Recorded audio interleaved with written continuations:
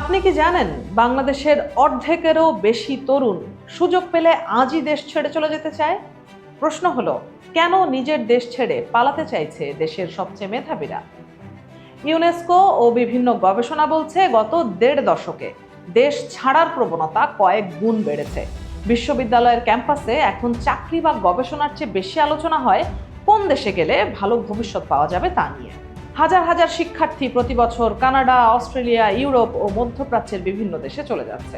কারণ দেশে চাকরির সংকট, গবেষণার সীমাবদ্ধতা এবং ক্যারিয়ার নিয়ে অনিশ্চয়তা। সবচেয়ে ভয়ঙ্কর বিষয় হলো, যারা চলে যাচ্ছে তাদের বড় অংশ আর ফিরে আসছে না। অর্থাৎ দেশের সবচেয়ে দক্ষ ও শিক্ষিত মানুষগুলো অন্য দেশের উন্নয়নে অবদান রাখছে।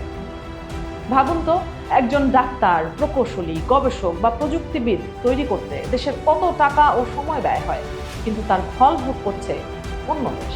আপনার মতে বাংলাদেশের মেধা পাচার বন্ধ করতে সবচেয়ে জরুরি পদক্ষেপ কি? কমেন্টে লিখুন আপনার মতামত।